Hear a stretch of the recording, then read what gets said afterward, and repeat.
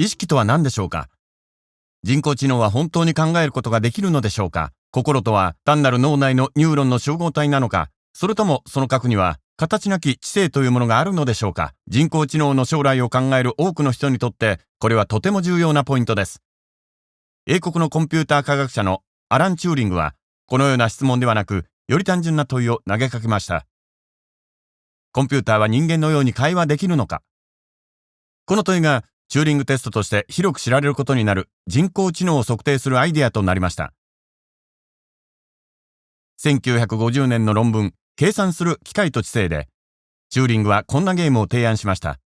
人間の審査員が姿の見えないプレイヤーとテキストで会話し、その応答を評価します。コンピューターが誰かと入れ替わっても、結果がほとんど変わらなければ、テストに合格です。つまりコンピューターの会話が簡単に人間の会話と区別できない場合、知能があるとみなされます。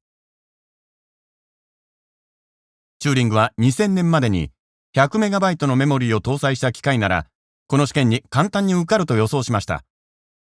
しかしこれは先走りすぎたようです。はるかに大容量のメモリーがある今日のコンピューターですら、成功例はわずかで、合格した機械は圧倒的なコンピューターの計算力よりも、審査員をいかにうまく騙すかに力を入れました。本物の試験の対象ではなかったのですが、最初に成功したプログラムはイライザだと言われています。短くシンプルな記述を行い、心理学者を装い、もっと話すように仕向け、質問を彼らに返すことで多くの人を勘違いさせたのです。別の初期のプログラム、パリーは反対の取り組み、つまり事前にプログラムされた妄想的な話に戻り続け、妄想分裂症を演じたのです。プログラムが人を巧みに欺いたことで試験の弱点が浮かび上がりました。人間は実際には知的ではない事柄にさえ知性なものとしていたわけです。ローブナー賞のようなコンテストではテストがより形式化され、審査員は会話相手の中には機械が含まれていることを事前に知っています。質は向上していますが、会話ロボットのプログラマーの多くはイライザやパリーと同様の戦略をとっています。1997年の優勝者、キャサリンは、驚くほど焦点を合わせた知的な会話ができましたが、その多くは審査員がビル・クリントンについて話した場合です。さらに直近の勝者、ユージーン・グーツマンは、ウクライナ人の13歳の少年の設定だったため、審査員はその非合理的な発言やぎこちない文法を言語や文化の壁と解釈しました。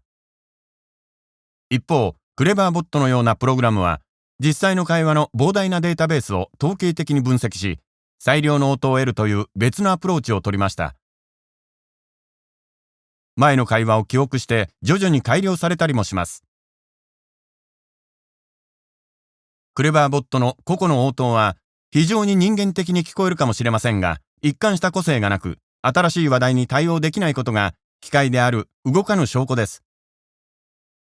チューリングの時代には現在のコンピューターが宇宙船を操縦したり、繊細な手術を行ったり、難しい方程式すら解けるのに、ちょっとした会話に苦労するとは想像できなかったでしょう。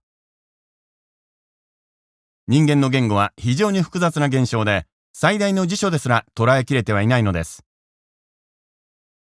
会話ロボットは、などの言葉の挟みや、正解のない質問にも混乱してしまいます。そして簡単な会話文、例えば、冷蔵庫のジュースを彼に渡したけど、賞味期限を確認し忘れた。こんな会話の解析にも豊富な知識と直感が必要になるのです。人間の会話を模倣するには、単にメモリと処理能力を増やすだけでは不十分でした。チューリングのゴールに近づくほど、最後には意識という大きな問いを考えることが必要になるのでしょう。歴史がお好きな方はぜひチャンネル登録をお願いします。ジュリアス・シーザーに対する陰謀からバナナの安い歴史まで毎週様々なアニメーションを公開しています。